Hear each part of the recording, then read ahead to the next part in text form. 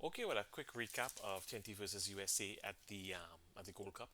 After this halftime right now, Haiti, Saudi Arabia, doing a quickie because time configurations and all of that. Look, this is first and Bola Heel Carib-Sport as usual. For those of you subscribing, thank you. I appreciate it. For your comments, thank you. I appreciate that. Let's get straight to the game. No frills, no fancy graphics and thing. Your boy busy. All right. This was a game of pros and cons. I know what you're thinking. He say pros? Pros? What pros? You mean professional footballers? No. Um, let's begin. The first half, I mean, first of all, USA was a better team. We already knew this going in. But better teams don't always have to win if you have a good game plan. The moment I hear Levi not there, first of all, congratulations on your recent nuptials, Levi. I wish you the best. Can't blame you, blanking man, for your wedding and so on. The moment I heard that Levi was not there, I realized we had issues because how do I say this?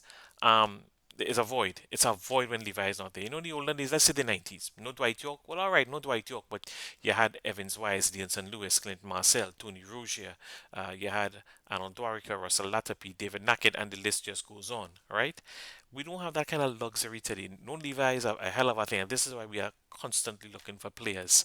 But I thought, look, we'll fight it hard and we'll get some chances at goal. And if we could defend strongly like we did in our last encounter versus USC when we played with 10 men and they needed 62, 63 minutes to score, perhaps, we could put up a respectable performance. It was a defensive formation, defensive selection. And what shocked me was what little incursions we made in the final third. Even when we got the ball trying to go forward, the passes were being intercepted. It was really shocking to watch how impotent we were in the first half. And I know what to say. The first goal, the keeper had the right side covered. It was a very narrow angle. The guy scored. It was an excellent goal. Second and third goal, I felt for Marvin Phillips. Second goal, Alvin Jones turns around, trying to pass it back to the keeper, gives it directly to Luna, who runs down, passes it, and scores. Not too long after that, ball is crossed, then comes off the back heel of Sheldon Batu. Keeper, no way he could save that. He was, going in the wrong direction. And, sometimes the goals and the scoreline does not indicate how good the keeper is. And Marvin Phillip, he's having some tough times these days, he is.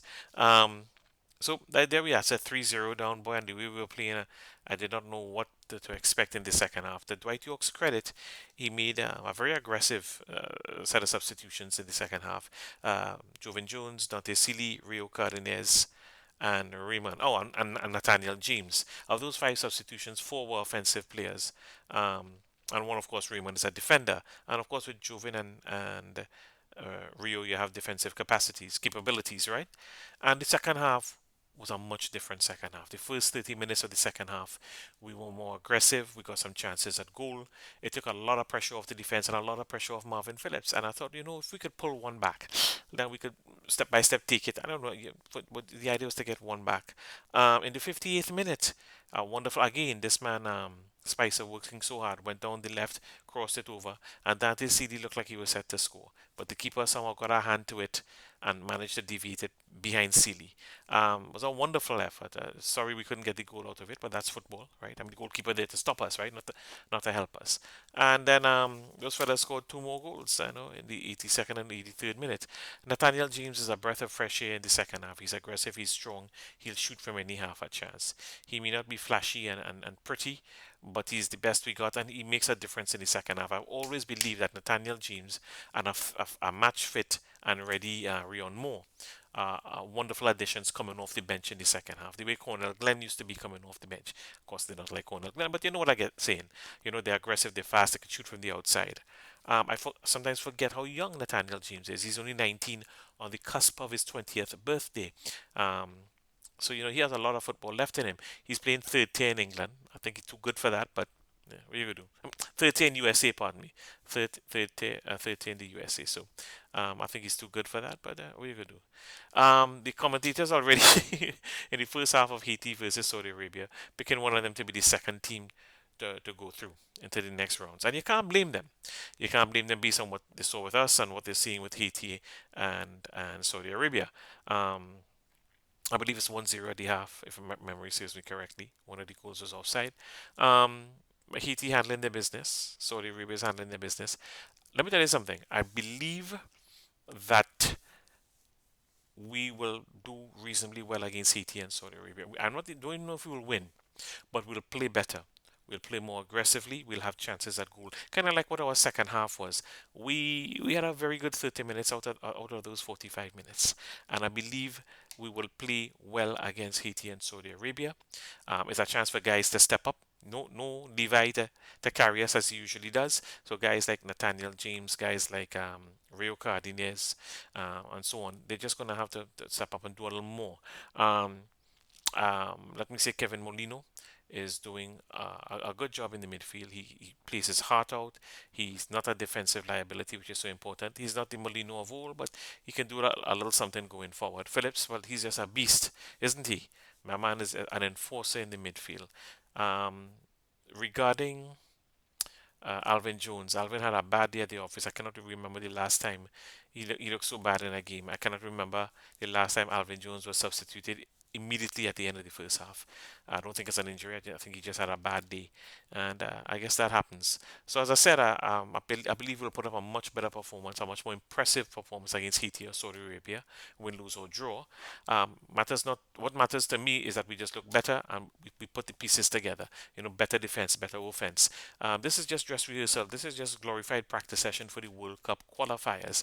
We're about, I would say, roughly speaking, 75 days away from September, and then September BAP, it's two World Cup qualifiers right off the bat, and that's so important. It will set the tone for the rest of the for the tournament. So you know, I just want to see us do well. If we make it to the second round, great. I also want to tell you that, how do I say this to you? Having a good Gold Cup does not necessarily mean you're going to do anything in the World Cup qualifiers. Teams are flattered to deceive. Canada won the Gold Cup in 2000. They luckily, very luckily, beat Trinidad and Tobago 1-0 in the semifinals.